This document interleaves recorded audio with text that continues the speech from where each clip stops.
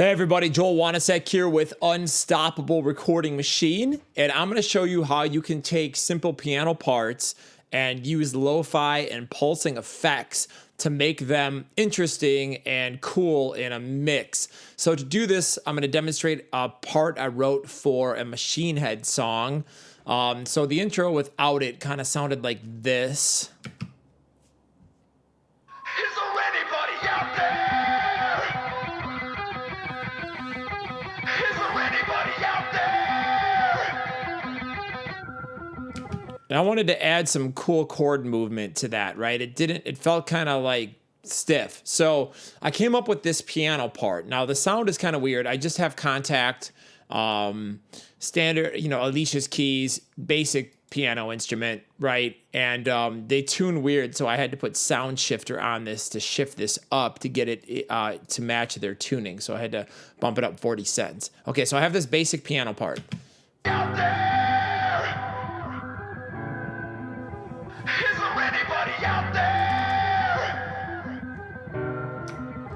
Is there anybody out there? Is there anybody out there? Real simple, and by itself, it's not much. And I'm like, how can I make this really cool, climactic, and make an intro part that's going to stand out? It's going to be cool and be a little bit different. So I came up with a couple of different things. The first thing I did is I added some distortion to the piano. So I'm going to go grab an amp simulator. You can add any type that you want. Let's start there and try doing some like lo-fi tricks to this. And there's a preset that I love called Kitchen Radio in the stock Steinberg amp simulator. It's pretty useful for lo-fi.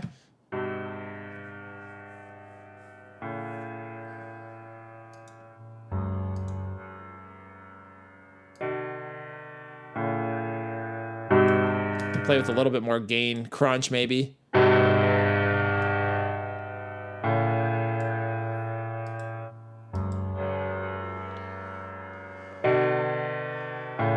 It's cool because it makes the piano mono. So let's hear it. Out there? Is there anybody out there? Is there... Now I thought the simple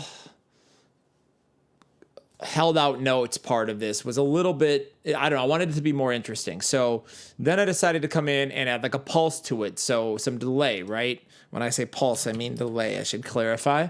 So I'm gonna grab H delay here. I'm gonna turn off analog. I have it open this way in default. I'm gonna put on the lo-fi button. I'm gonna ping pong, and let's experiment with some different times.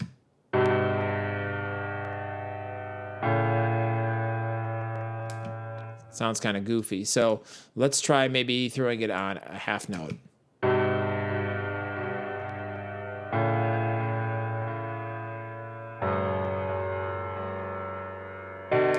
We're going to increase the feedback. So I want to hear 4 taps. There we go. So now let's listen to this in the track. Out there? Is there anybody out there? Is there anybody out there? Is there anybody out there? You hear how much more climactic and interesting that is to listen to. So we're going to come in here. I'm going to add actually a little bit of a reverb on it, just some stock Roomworks from Steinberg, just to make it more ambient. Increase the time.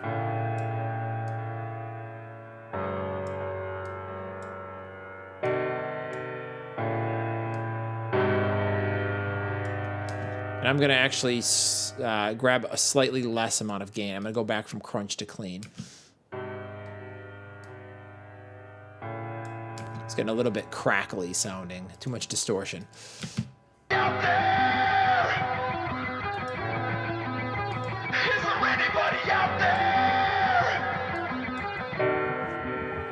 Is there anybody out there? Is there anybody out there? Out there? Is there anybody out there? See how much more interesting that sounds? Okay, so if I take off all the inserts here that we've put on and I just play it, well, I have to keep sound shifter on, I'm sorry. And I just play it by itself here without using the pulsation and the amp simulator distortion, the piano's kind of boring. So I really like to go for it in metal songs and use a lot of distortion and lo-fi style effects on pianos. I think it's cool, you know, and one of the earliest songs I think I heard somebody do this was back in maybe I want to say like 2006 or 5 or something. Story of the Year had a kind of a cool part with like a lo-fi piano, and I was like, oh, that's really awesome. So I started integrating different versions of that in a lot of post-production and stuff that I did. And I found, especially in like metal, anytime you have a breakout where there's like a piano or something, you want to make it kind of cool and interesting, adding just a little bit of distortion and sometimes like a nice delay ping pong to give it like a pulsing bum, bum, bum, bum, you know, kind of effect is pretty cool. You can make it interesting. So again, here's what it sounded like before we did this. Just screaming, whistles, you know, and the guitar. It's not super exciting, but the chord movement really brings the suspense. And then when we added in with the heartbeats and we added in with the kick pulse, the snaps, and the MIDI loop here, this intro gets pretty exciting and, you know, holds the listener's attention and builds up to the climax of when it gets metal. So let me play it, the whole thing now. I'm going to put the original version of this on, which is the same thing, just printed. Is there anybody out there? Is there anybody out there? Is there anybody out there? Is there anybody out there? So there you go. That's a really cool way to kind of take some of your piano tracks and your post-production and make it exciting, you know, add a little bit of pulsing movement to it and add some distortion and lo-fi style effects. And you can really make it pretty cool. And you can make a production stand out and add a lot of dynamics to the songs that you're working on. So let me know what other post-production tips you want to see and put them in the comments, and we'll make videos for them to show you how to do them.